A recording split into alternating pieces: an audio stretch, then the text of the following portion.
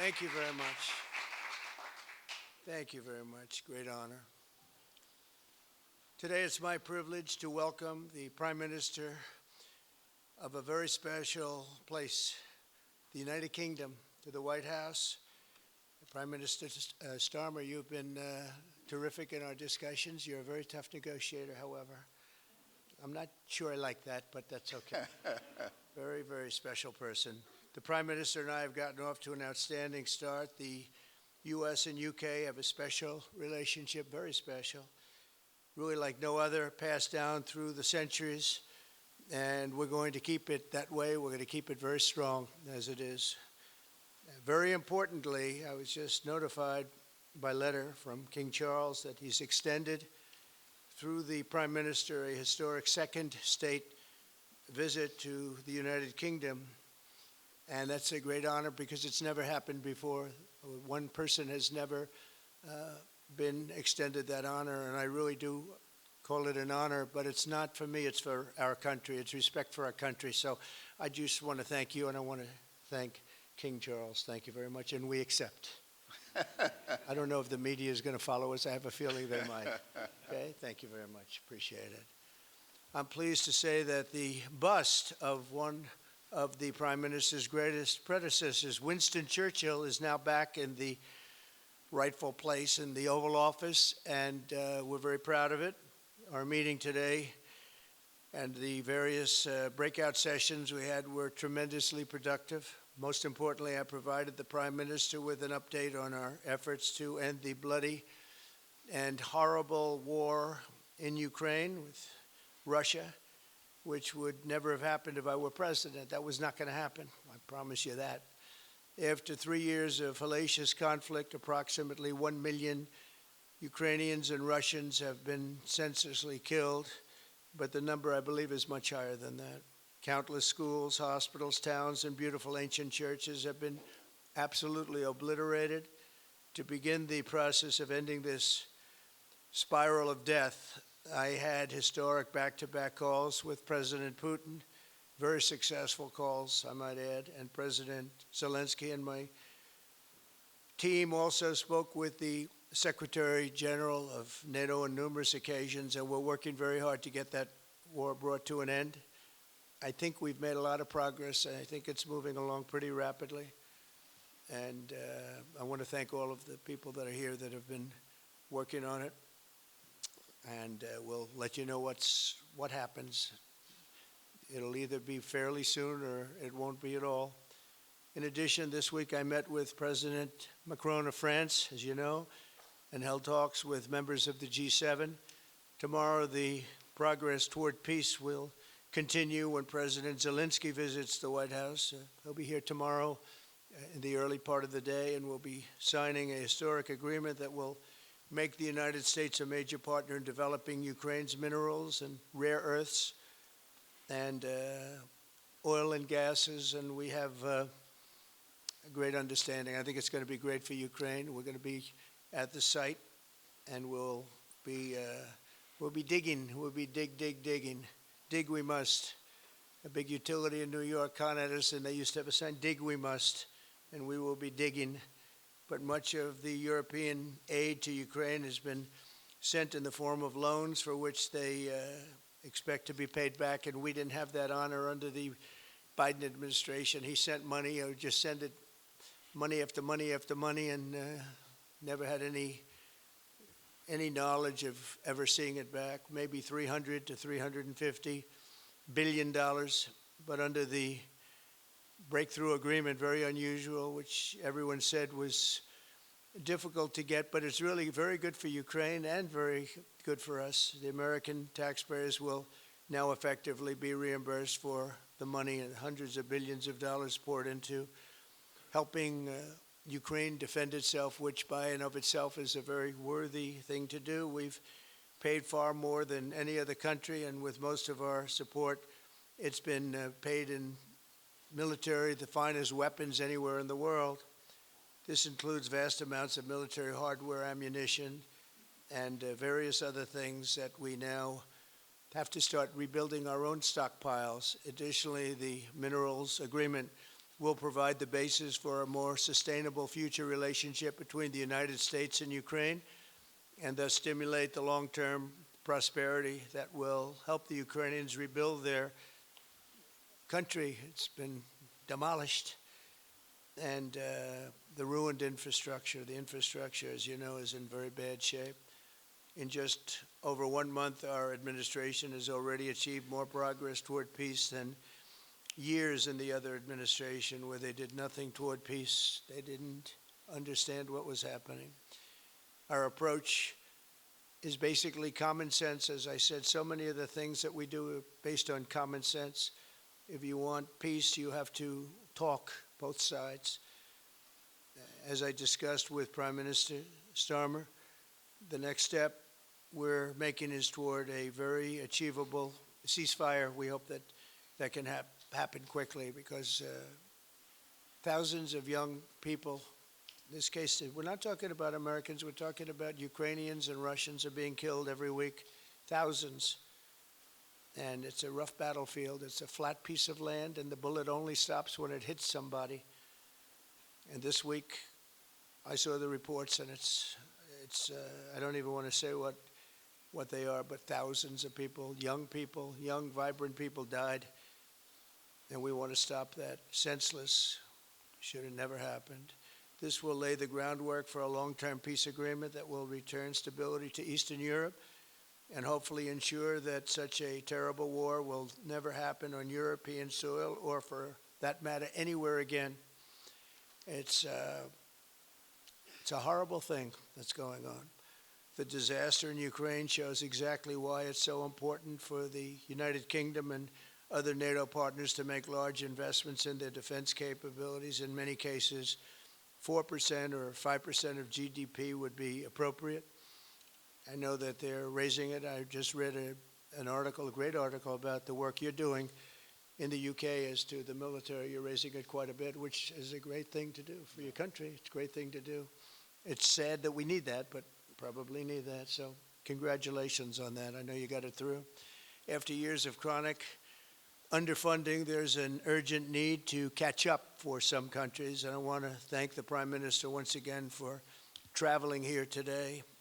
Working together, I believe that we'll once again demonstrate the power of our country's unique friendship. This is indeed a unique friendship. It's been many years, and I think it's only gotten stronger, and we will make sure that it stays that way. We're going to have a great trade agreement.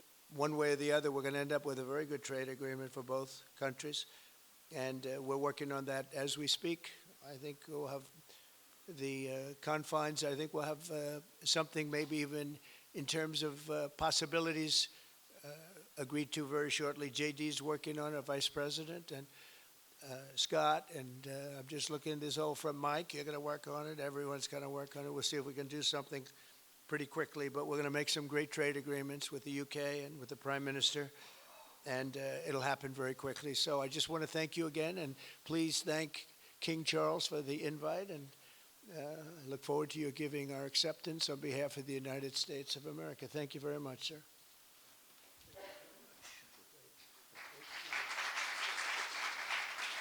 Thank you. Well, thank you very much, Mr. President. Thank you for your hospitality. Thank you for your leadership. This has been a very good and very productive visit. And with your family roots in Scotland and your close bond with His Majesty the King, it's good to know that the United Kingdom has a true friend in the Oval Office. And it was so good to see the bust of Winston Churchill back in its rightful place just a moment ago. But look, in a moment of real danger around the world, this relationship matters more than ever. We remain each other's first partner in defence, ready to come to the other's aid, to counter threats wherever and whenever they may arise. No two militaries are more intertwined than ours. No two countries have done more together to keep people safe. And in a few weeks, we mark VE Day, the 80th anniversary of victory in Europe. Britain and America fought side by side to make that happen.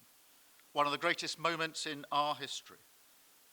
We stand side by side still today, and we're focused now on bringing an enduring end to the barbaric war in Ukraine.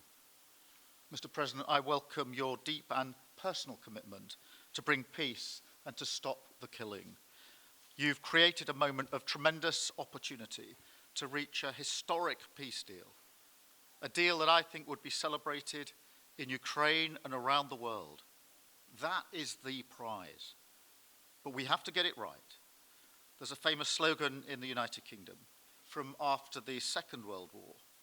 That is that we have to win the peace. And that's what we must do now.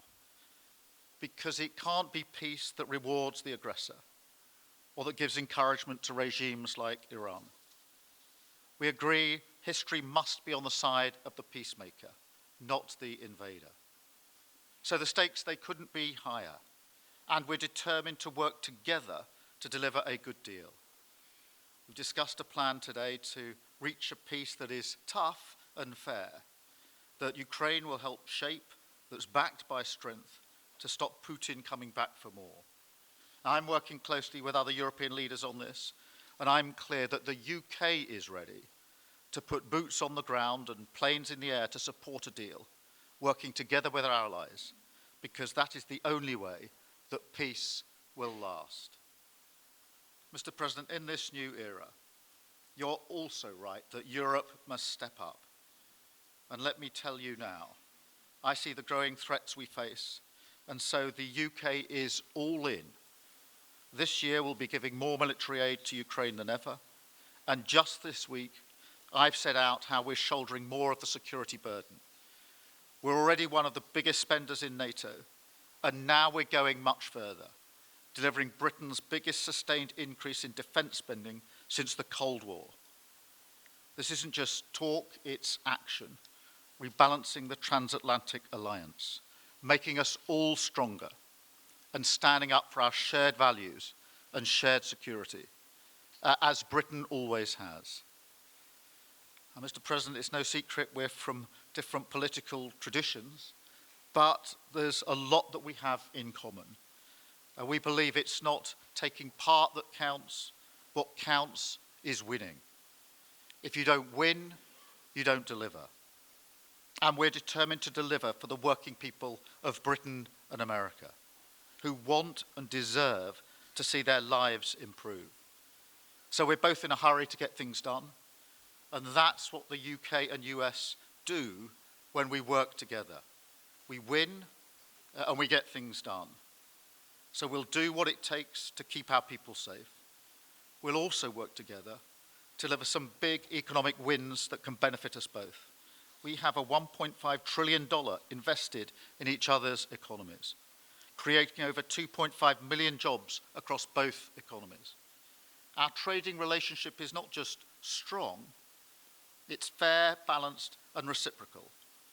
We're leaders together in so many areas, ranked 1 and 2 in the world as investment destinations, 1 and 2 for universities, 1 and 2 for Nobel Prizes, 1 and 2 in golf as well, by the way, and we're the only 2 Western countries with trillion-dollar tech sectors, leaders in AI.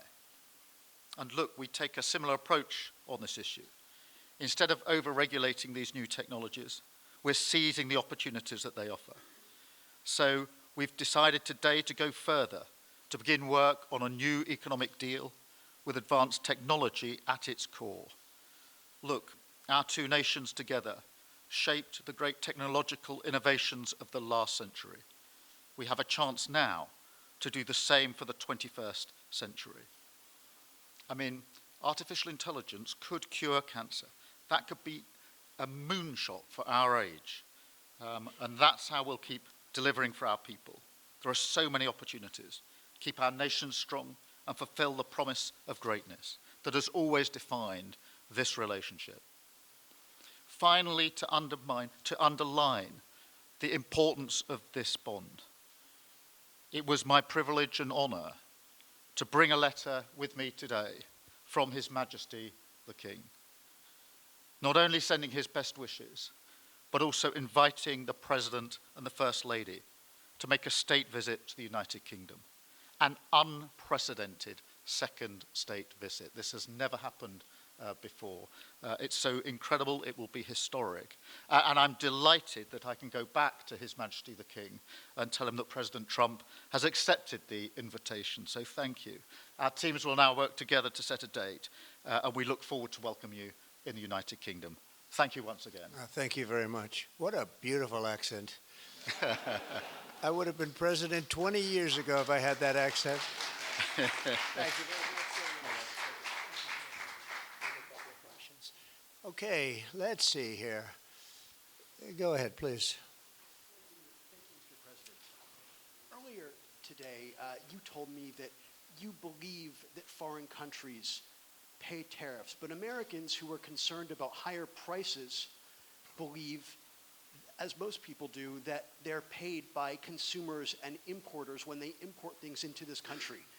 Can you explain how you came to this belief that foreign governments are paying tariffs? And for the Prime Minister, did you discuss with President Trump his repeated statements of desire to annex Canada? And has the King expressed any concern over the President's apparent desire to remove one of his realms from his control? So I'll go ahead. The first part, the tariffs are necessary because we've been treated very unfairly by many, many countries, including our friends, friend and foe. But we've been treated very unfairly in trade at levels that nobody's really ever seen before, and especially under the Biden administration, they really took advantage of the United States.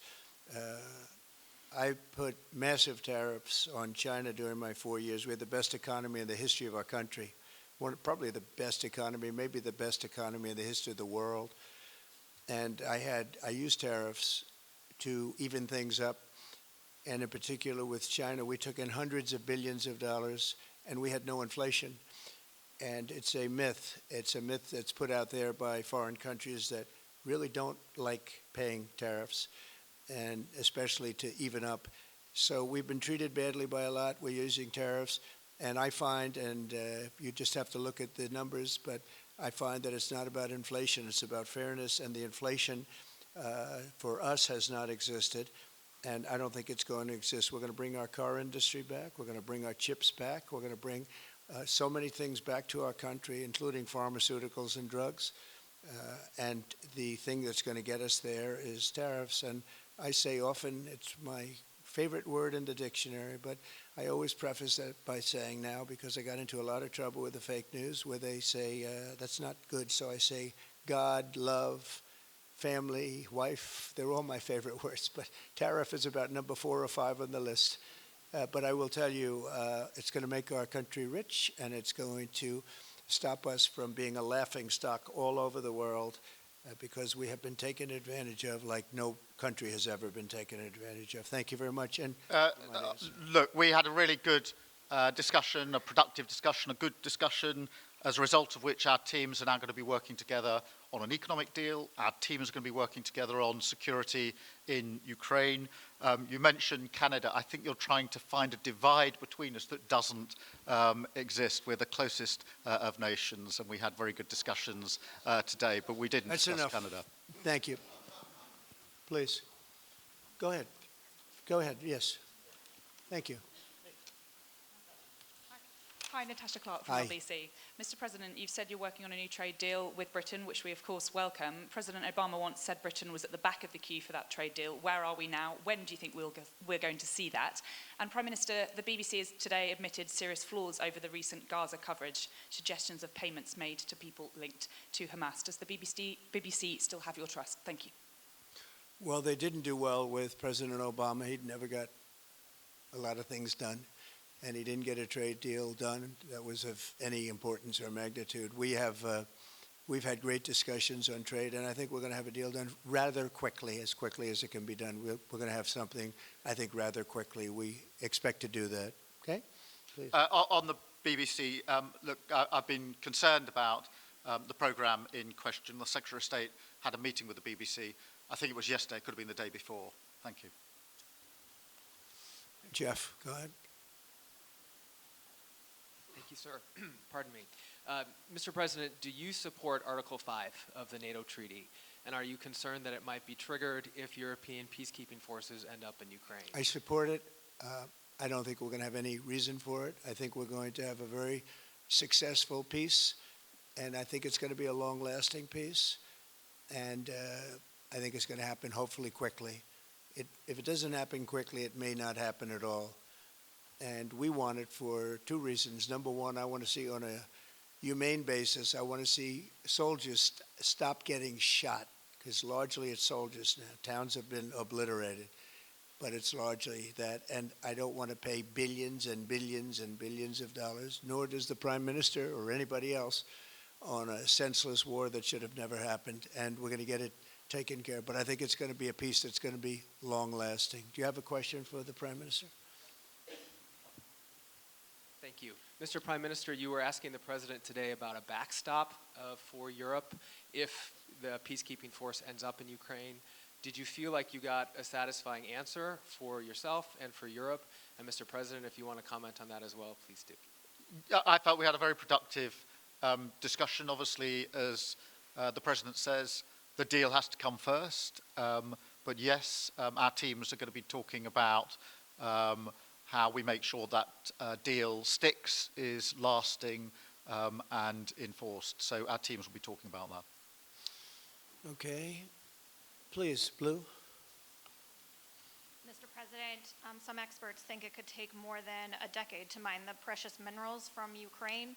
How much should the U.S. expect to receive, and when do you expect to see that come to fruition? Well, we're never going to know that answer, but by our being in Ukraine and doing the exploration and also the digging and taking the rare earth, which we need in our country very badly, we'll be doing a substantial amount of work, probably about at least what we have in there, and we hope to be able to do that.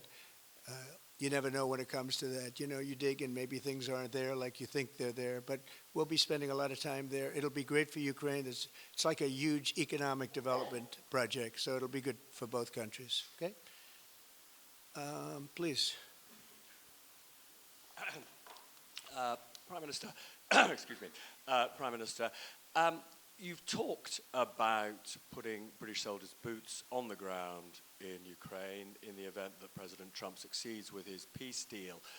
But can you do that without a firm assurance that America will have our back in the form of some kind of security guarantee were Putin to breach that agreement? And Mr. President, tomorrow you're seeing President Zelensky to sign this deal on minerals and energy that could be hugely important to the United States. Will you take the opportunity to apologize to him for calling him a dictator while praising Vladimir Putin, who is a dictator? Well, Robert, let me start by saying I've been really clear today and previously that I think that European countries, including the United Kingdom, need to step up in our own defence and security. We've been doing that in recent days. You saw the announcement we made on spending just the other day.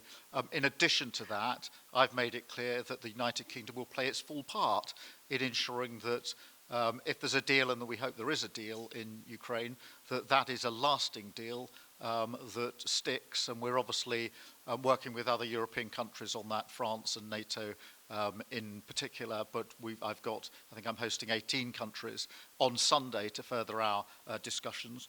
You heard from the President this morning that, you know, as historically has always been the case, we have each other's backs, and today we've been talking about the deal, how that will be a lasting deal, and coming out of this, our teams will now be talking in detail about that. And I think we're going to have a very good meeting tomorrow, 11 o'clock, and I think we're going to have a very good meeting tomorrow morning. We're going to get along really well, okay? We have a lot of respect. I have a lot of respect for them. We've given them a lot of equipment and a lot of money, but they have fought very bravely, no matter how you figure it. They have really fought. Somebody has to use that equipment, and they have been very brave in that sense. Yeah, please, go ahead. ceasefire deal is nearing an end this Saturday, and there's been some worry that phase 2 might never get there. Do you believe that phase 2 of the ceasefire in Gaza will come to fruition? And have you spoken to Netanyahu about it? And for the Prime Minister, this peacekeeping deal has been pushed forward by the UK and France as well. Have you been in discussions with any other European countries to join this initiative? And are you expecting Commonwealth countries to also join the effort? Thank you.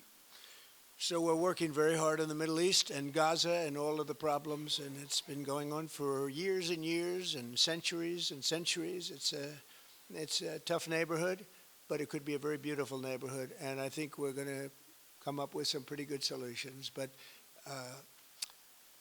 phase 1 is almost complete. We've had some people that have been very seriously injured, very seriously hurt, both physically and mentally. They've come out of there some of them in very, very bad shape. It's shocking. Many young people aren't in bad shape. Young people are strong, healthy. They don't die. People have come out dead, young people and old people. It's a rough situation, but I think we're going to make it much better, and I think that we've had a huge impact on that since we've been in just the 4 weeks. I think we've had a huge impact on Gaza, the Middle East, and we have some pretty good talks going on concerning lots of other people that are going to make it better. So we'll see what happens. Nobody really knows, but we'll see what happens. But I think we've had a very positive impact. Prime Minister? Yeah, on the question of the European countries, yes, I've spoken to a number of countries, particularly in the last few weeks. We had a meeting in Paris last week. I've got a meeting on Sunday with 18 countries to further our discussions. Obviously, we've been talking quite intensely to our French colleagues and to NATO, but to other countries as well, because, as I say, I think it's important for European countries, including the United Kingdom, to step up and do more in the defence and security of Europe and our continent and the United Kingdom, and we'll do so. Well, we're talking to a number of other countries. Thank you. Yes, in the red, please. Pink red, flaming red. Is it me or her? Go ahead.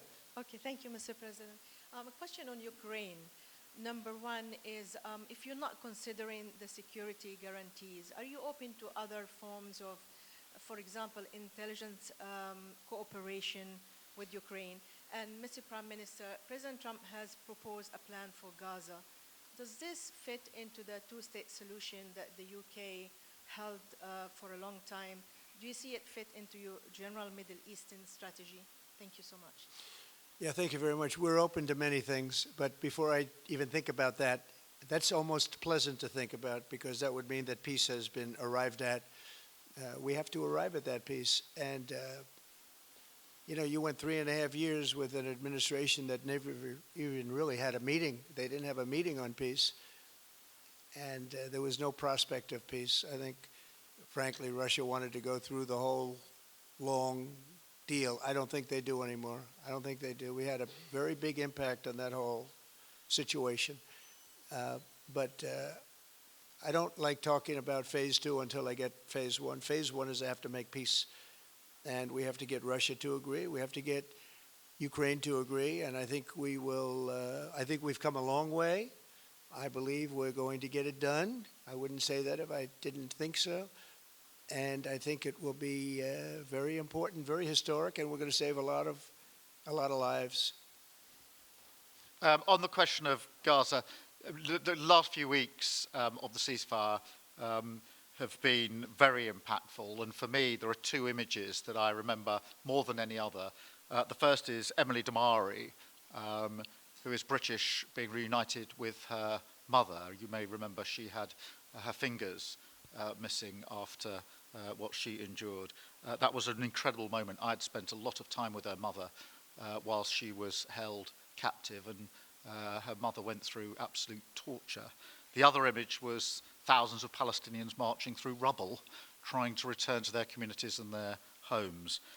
So we have to do everything we can to ensure that the ceasefire continues, so that more hostages can be returned, so that aid can be brought in that's desperately needed. and we need to allow Palestinians to return and to rebuild their lives, and we must all support them in doing that.